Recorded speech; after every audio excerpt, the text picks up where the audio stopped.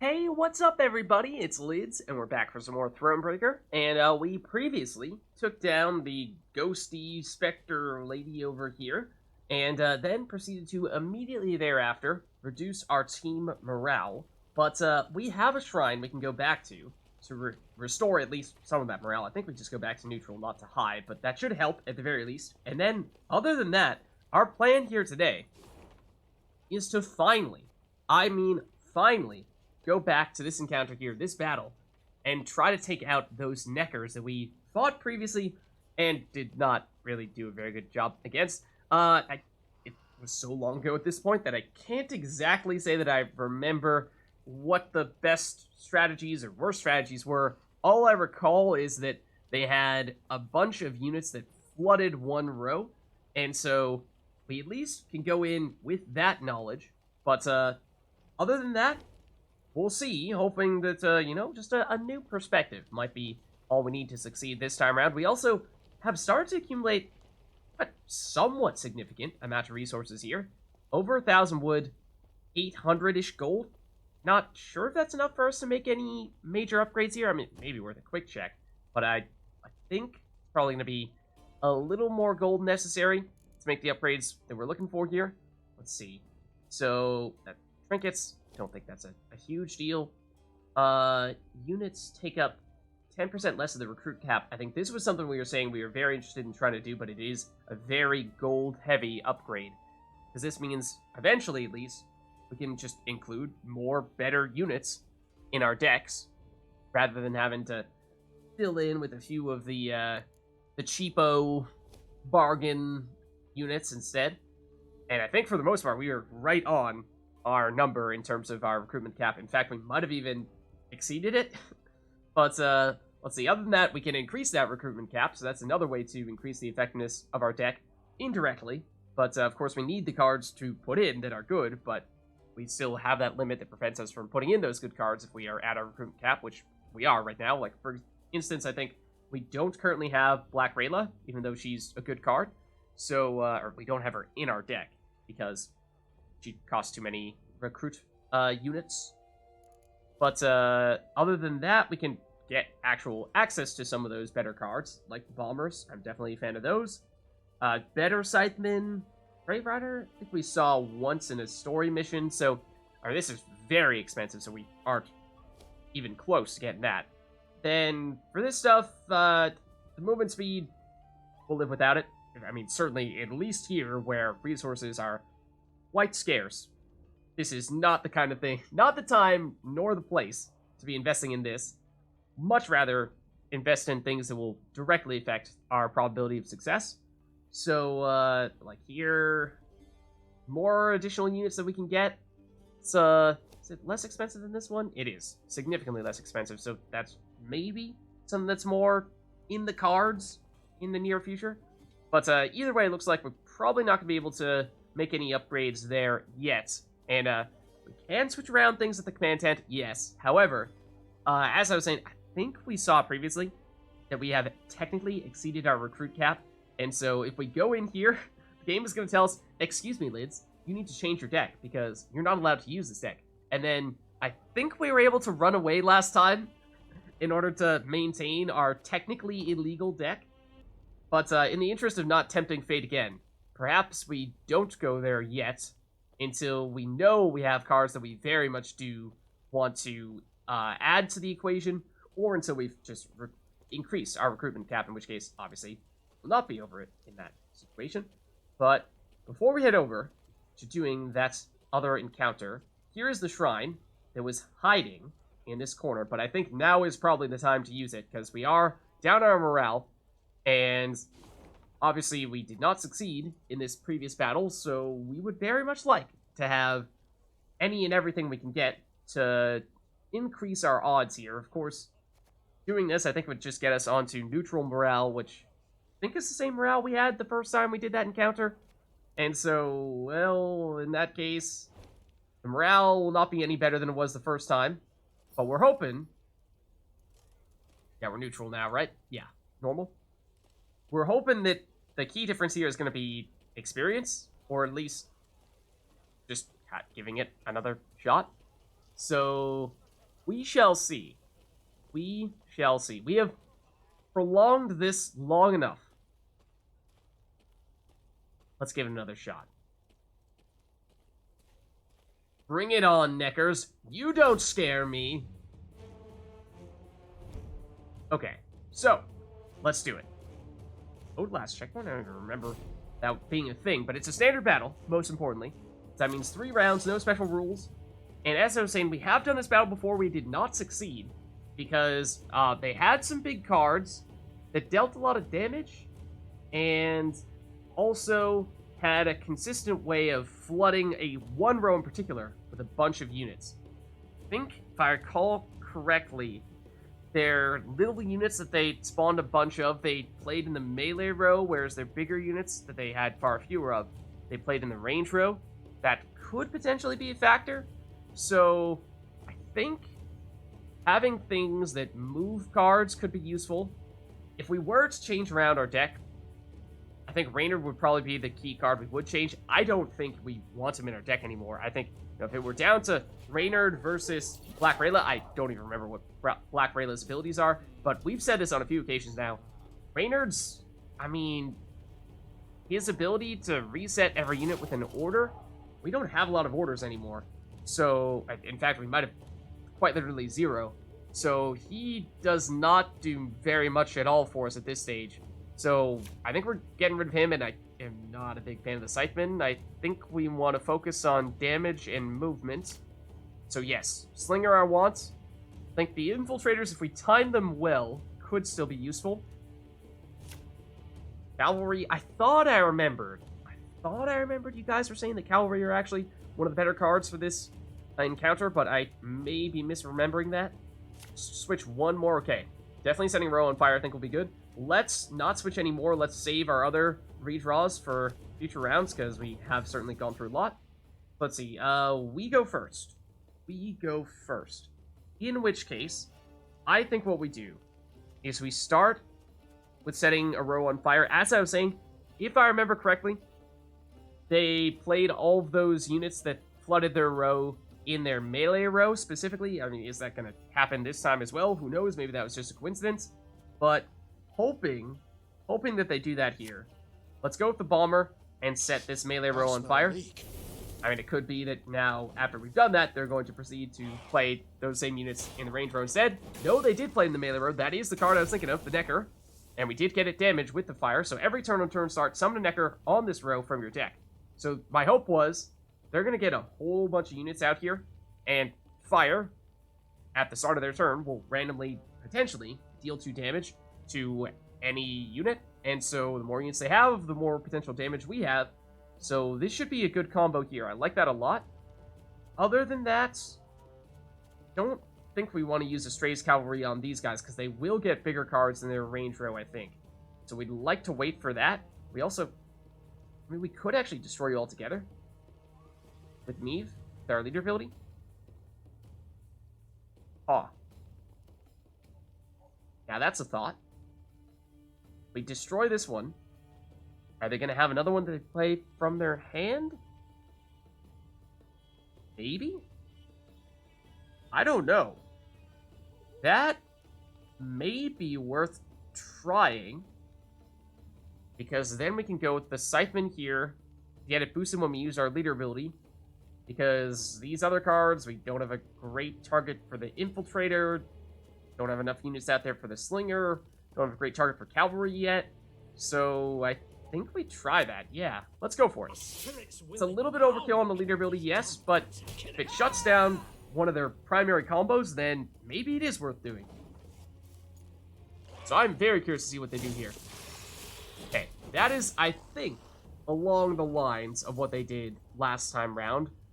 I don't think they've changed anything since we got rid of their Neckers, but since they were going to continue to flood this row with Neckers every turn without even needing to play any cards, that was just their passive ability, I think we've shut down one of their key engines. Let's see, so now the Rotfiends spawn a base copy of this unit. Okay, so they did that. Deathwish, damage all units on this row by 3. Okay, so this is the key card that we want to try to destroy. So, if we can say, either mark you with a Stray's Cavalry, or even move you into the row that is currently on fire, that would be good, although we'd like for you to be in the same row as every other unit to maximize the damage from that. So I think we wait on the movements. We'll see if that makes sense later on. Let's go with the cavalry instead here. And I think we'll target the one that has less power, because this round may not go long enough for that mark to destroy them. Okay, now they do play another Necker. That's what I was wondering, is would they do that again? And they did. So does mean now that they have the chance to continue to flood this row with more Neckers? Yes, but that fire will continue to be a big factor. So let's see. I mean, we could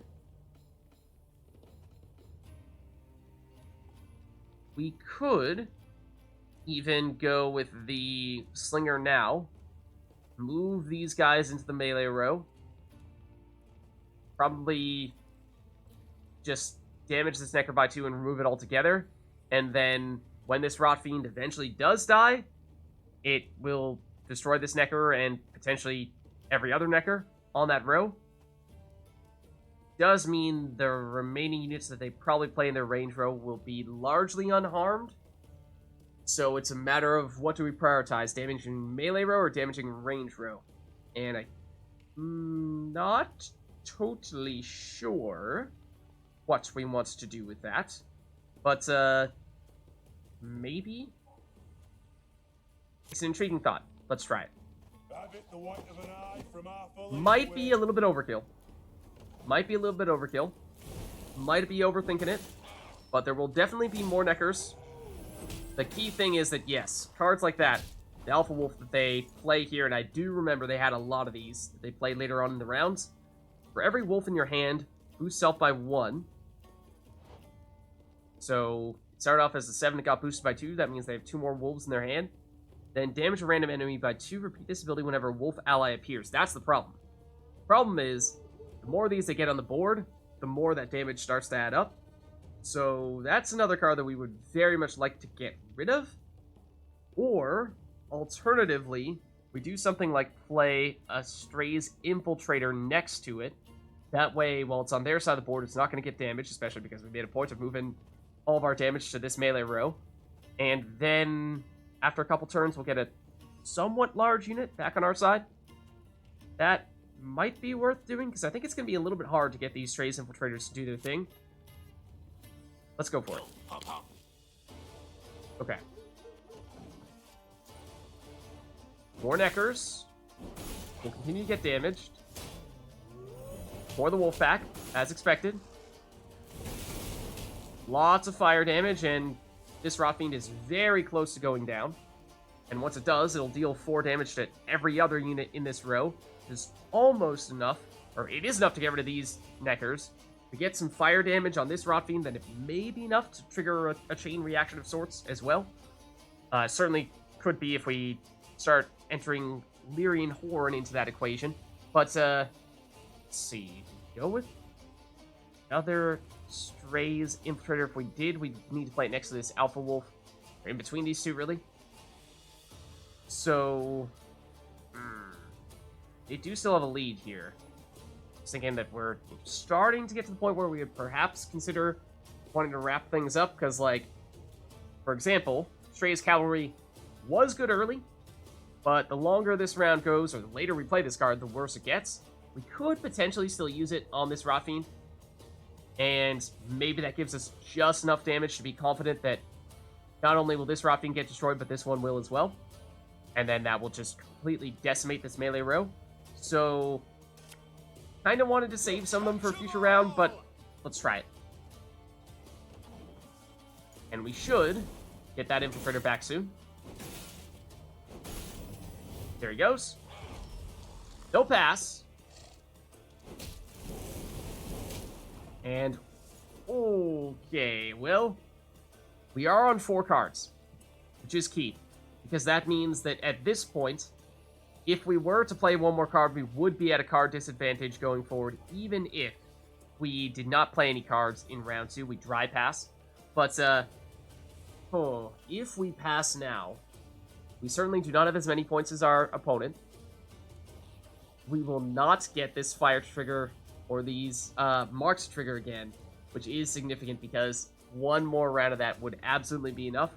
So that hurts. That hurts a lot. We're just one turn worth of damage. Just little one damage here would have made just such a huge difference. Would have wiped this entire row. But, oh, man. Okay, I guess we still play. In which case, we want to save the Strays Cavalry, I think, because that's one of our bigger cards for a future round. If we want to... do we... Oh, hold on. Hold on, though. What if we use Decoy? To get a card back into our hand? That way we still are on 4 cards. Oh, that way we're still on 4 cards. This will still trigger. Yes, absolutely, that's the play. Let's get back either Cavalry or Bomber. I think we already have a Cavalry. Let's get a Bomber back. End our turn. This damage. Good. Decimate their melee row. That's the combo we're looking for. And we still have 4 cards, which means, yes, we can just pass in round 2 without playing any cards and still be back at 10 for round 3.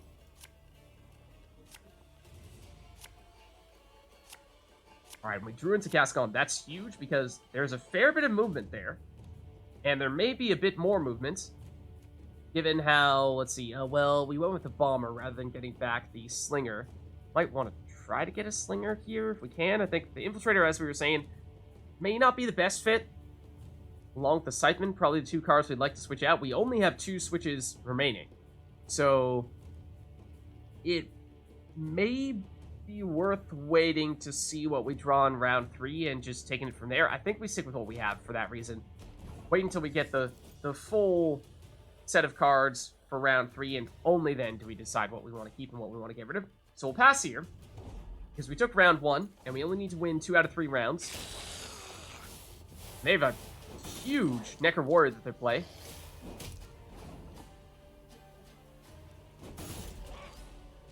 Play another round of Neckers as well. Okay, take a close look at what that Necker Warrior was going to do at the start of round 3. And speaking of movement, we got 2 more Slingers. And again, we got back up to 10 cards. That's why it was so key that we only, or that we kept 4 cards in our hand at the end of round 1. That way, we drew 3 going into round 2. We didn't play any cards in round 2, and we drew 3 going into round 3, and that's why we're back at 10. So even though we played more cards than our opponent in round 1, we're still both on 10 cards. So, now that we know all the cards that we have, I do like the Slingers pickup. I think that's good to potentially mess with their Necker strategy. We could potentially even force them into flooding all of their rows with Neckers, and sure, they're 6 power or 5 power, something like that, but they don't have any other relevant abilities if the row is full. So they'd much rather be filling their rows with those Alpha Wolves and other big cards like that. So that's potentially an option. Obviously, if we can destroy all of those cards like we did in round 1, then that's ideal, but we may not quite have enough damage to do that. We do still have a Slinger, or rather a Cavalry, to create a mark, and we do still have the ability to set a row, actually both rows on fire. Ooh, I like that a lot. I do like that a lot. So I think the Alchemist, I would have said, would be a card that we'd switch out, except that we have Gascon, and Gascon will get boosted a fair bit more, at least from the 2 Slingers here. Potentially a little bit more than that from, I don't remember if they have any cards that move. Well, the Infiltrator will a little bit. So we could use the Alchemist to boost our own units rather than damage our opponent's units. In which case, I think the Scytheman is probably the weakest link here. And more Cavalry is probably a good thing. Combining that with Slingers and setting rows on fire to give us the damage we need to shut them down. Still Lyrian Horn to supply us with even more damage. I think this is very good. The only question would be, do we still want the Infiltrator? It gives a boost the Gascon, we saw what we were able to get something like 12 or 13 points out of it last time, and it's at least a unit that we're playing initially on their side of the board, so they are not going to immediately damage it. I don't know. Might try to dump that as well. Actually, let's see. What do we still have in our deck? I don't want to get Raynard, is one of the reasons why I'm a little bit reluctant to keep on fishing. So maybe we just settle for this. Okay, so it is a Necker first. So, let's see. We have our leader ability. That's 1 damage, or that's 4 damage, sending it down to 1 power. Do we have a source of 1 damage to finish it off? We don't know if setting the row on fire will be sufficient, because we don't know if that damage will proc. It's only a 33% chance. It would be enough if it did. The mark would give us 1 damage, but that's at the end of their turn, whereas it triggers on turn start, their ability, so they would still be able to get more Neckers chaining together if we did not immediately take it out. So, I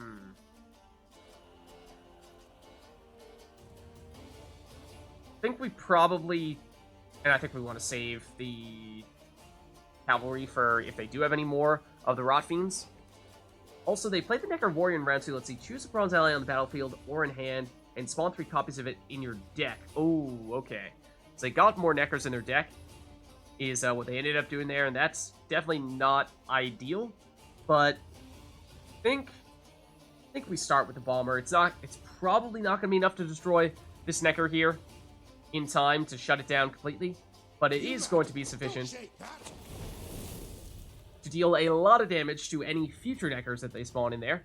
Leader ability, I'm a little bit reluctant to use it here when it's just 1 target, but since it has the potential, at least, to completely destroy the Necker, see what happens. The damage does not proc for the fire, so they will get that other Necker down there. They will get the Necker Warrior to, again, spawn in more of those Neckers.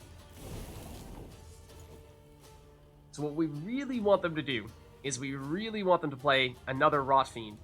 And then we'll do what we did last time. Mark it, and then move it into this melee row, and have it just absolutely demolish every other card in this row. Otherwise, with the Alpha Wolf here, this is probably going to be their biggest unit outside of, well, I mean, the Necker Warrior, but it's in this row with fire, and, I mean, we don't really want to play the Strays Infiltrator there, where we potentially destroy it, and this card could get lower from the fire as well. So I think we go Strays Infiltrator, and then after that, we're going to want to set this row on fire. Again, we don't want to set a row on fire when we have an Infiltrator there. So let's do this. We got a job to do. But at the same time, we want to set the rows on fire as quickly as we can, so that way we can actually, well, benefit the most we possibly can out of it. Okay, we don't really care about losing the Strays Bomber. He already did his job. Okay, so let's see. At the end of our turn here, technically at the start of their turn, Strays Infiltrator will come back to our side. I'm not sure order of operations wise if setting the row on fire, the damage from that would trigger before he comes back to our side, or if he would come back to our side and then the damage would trigger. Obviously, we'd prefer for him to come back to our side and then damage, so that we aren't damaging our own unit. At worst, we're dealing 2 damage to him, which would mean he's 2 weaker, and potentially 3 weaker if he gets damaged and the Alpha Wolf gets damaged, but it's a 33% chance that the fire procs, so I think we just go for it. This could hurt. Like how also just happened to click directly on the card that we did not actually want to get damage there. Let's see. To get all those Neckers out there. Oh. Yes, they did get damage. They did get damage, but, well, and as we're seeing, they're going to get a lot of damage themselves with those Alpha Wolves.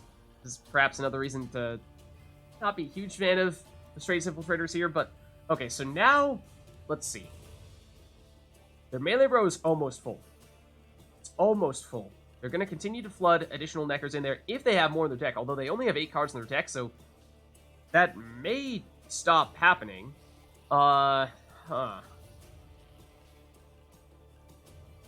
So we can mark. I was hoping to save the marks for more of the Rot Fiends. However, they've not yet played one of them. I don't know if they are at all.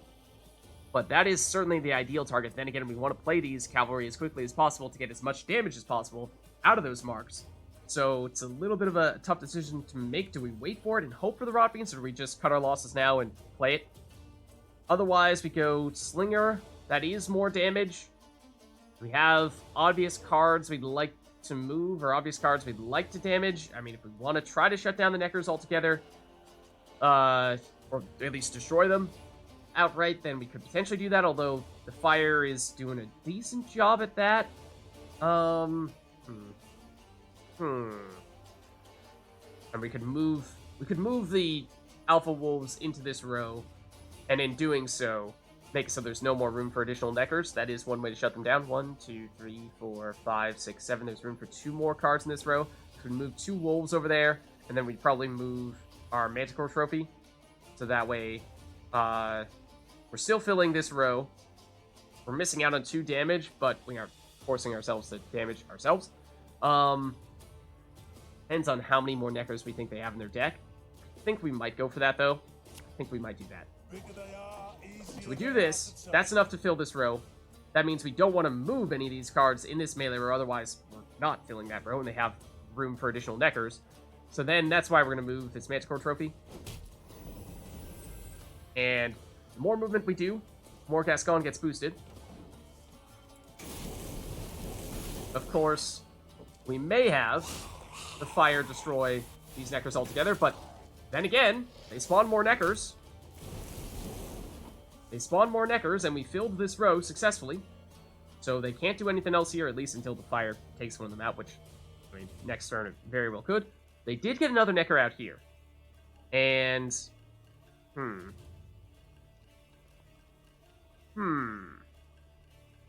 So, I think at this point, we do definitely want to play at least... do we play any of our cavalry? Yeah, we have not. I think we definitely want to at least get one of these out here. Because if we play them last, then they have no time to do their damage, and that's no good. So, I think we play you, and then there's a case to be made for hitting the Necker. Try to get rid of that as quickly as possible, although, again, this is... The damage for this triggers... every turn on turns... No, it is turn start. Or is it our turn start, or is their turn start?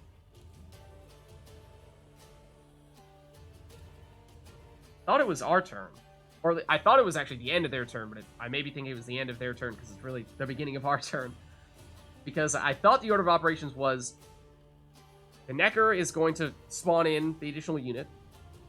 Then, at the end of their turn, they would get damaged by 1 from the mark. And that is significant because that's the difference between the Necker dying before it gets a chance to do anything, or summoning another Necker and then dying, in which case that other Necker can continue the Necker lineage, and that's obviously not good.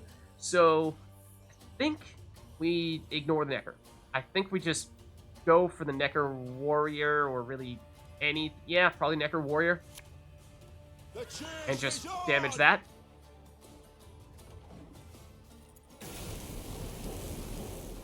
And yes, they did get some of their units over there in their melee row to get destroyed.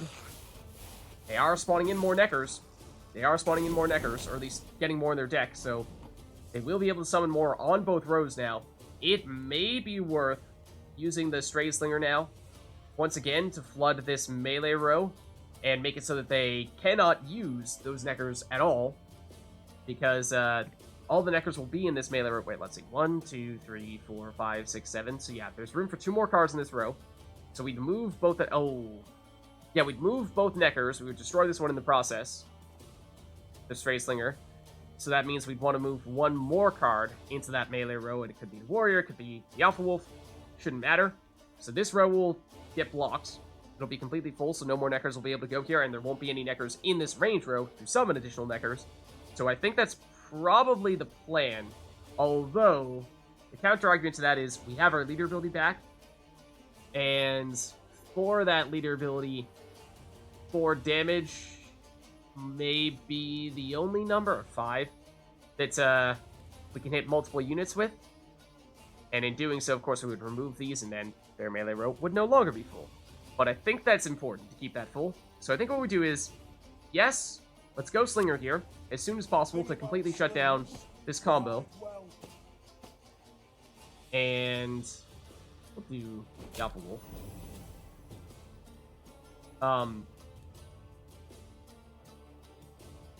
Well, see, the thing is, there was only room for 2 units. One of the units that we moved got destroyed in the process because we dealt 2 damage to it. Except the row was already full before it checked to see if the row was full when it checked to see if the Alpha Wolf could go there, so it did not move the Alpha Wolf there. There is still room for 1 more Necker there. That probably should have known that was going to be a potential outcome. So that's my bad. But at least they're now limited to just 1 additional Necker, and they are not going to spawn additional Neckers in that range row. So they're not doubling down on that ability, so that is important. That is probably still going to help us, but it's not as good as it could have been. So, let's see.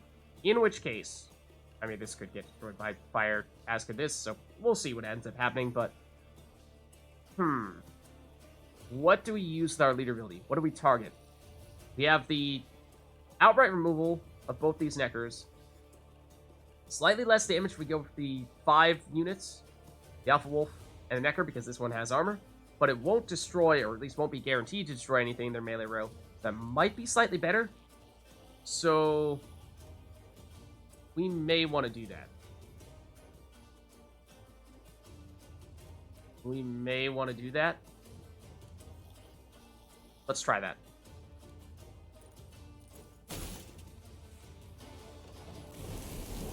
Okay, and they have just room for 1 more, so that's good. Alright, Ghoul, consume the highest unit from your graveyard and set charge amount. Your charge amount by its power. Order damage enemy unit by 1. What is the biggest unit in their graveyard? It's a 7. Okay, so it is going to get boosted a bit. That theoretically could have been a card that was worth waiting to play the Strays Infiltrator for. But, well, I didn't remember that they had it. And we didn't see it in round 1. So that's why we didn't plan around that. But what we could do... let's see, set a unit's power equal to the unit to its left. We could set this Ghoul's power to 1. In fact, we could wait for it to get boosted and then set it to 1, assuming this Alpha Wolf does not get destroyed by the fire. That, I think, is going to be what we're going to want to do. And if, for whatever reason, that doesn't work, like, say the Alpha Wolf does get destroyed by the fire, then we'll just use you to set another unit to the same power as Gascon, which was our original intent. So, in that case, I think what we do now is we probably play the Strays Cavalry.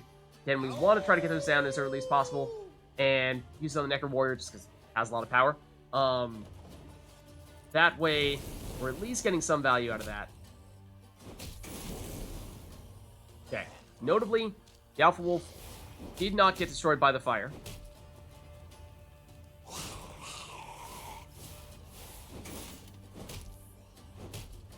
And here comes all their damage with that Ghoul. Consume usually means you absorb the power from it, so I was expecting this to get a big boost, and that's why I was going to say it was going to be important to use the Alchemist to weaken it, but as it turns out, that was not actually the case. Did have a lot of damage, though. Alright, so Gascon is, of course, our big finisher, as well as Lyria and Horn, to be fair. They will have a lot of units out there, so this should help us quite a bit. It's going to be pretty close, I think. So, I think what we do now... Let's see, order of operations-wise, what do we want to do here? Because Gascon technically doesn't matter if he's in our hand, deck, or on the battlefield. He will continue to get boosted. So the order doesn't really matter for him. I think that means we're going to want to play him next. The one thing we hope is that he doesn't get hurt anymore, because we're going to want to use the Alchemist to set another unit to the same power as him. And ideally, we'd set our weakest unit to the same amount of power as him. That way we're getting the biggest possible boost. To set a unit's power equal to the unit on its left. So that means we want to play Gascon here, and then on our next turn, we'll use the Alchemist to make the Strays Bomber also have the same amount of power as Gascon. Nothing personal. Worst comes to I worst, assure you. if this does get destroyed, then we can do that for the Stray Slinger, and that's our next weakest card, so that can also work. And then we'll finish with the Lyrian Horn.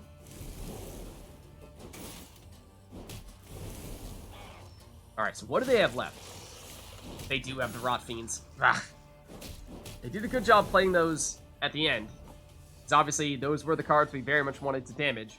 But we're not gonna get our leader building in time to take those out. I mean, there's a very small chance that the fire will be enough to take them out. But, well, actually, fire plus Lyrian Horde, it's possible.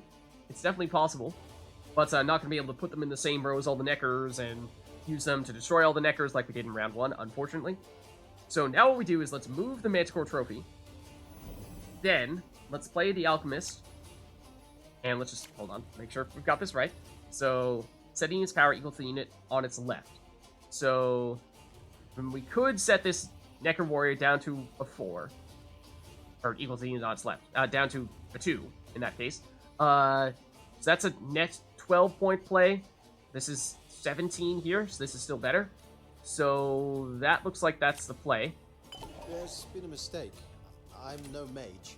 There we go. Okay. And that's huge. That is huge. Still have some damage coming from the fire, but they'll continue to get more Neckers out here. What is their last card? It's another Necker. And that does not look like it's going to be enough for them to pass us, especially once you consider we get the additional damage going. We'll finish things off with our Lyrian Horn. And that should be a pretty big deal here. Not enough to get rid of their Rot Fiends, but with that, we take nearly a 50-point win. And an encounter that we struggled with mightily our first time round, but it certainly feels good, especially after all the wait, to finally get the job done this time. So, with that being said, let's loot it up. Ooh, letter found.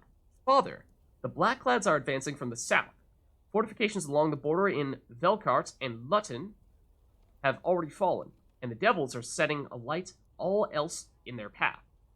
Take what you and Mum have of worth, and go at once to Rosberg, to Uncle. We've heard Rosberg a lot. Is that the... Okay, yeah, that's our main quest, is send us to Rosberg. Okay. You'll be safest there. I know what you're thinking. 60 years on your brow, 70 wars, no, 7 wars you've survived. And this one's no different. But it is, Papa. You must trust me. I beg you. Your Keller. Well, Keller didn't get killed by Nilfgaardians. Appears to have been taken out by the Neckers, but nonetheless, has a good point there. The Nilfgaardians, they're pretty ruthless. Now that's just mean.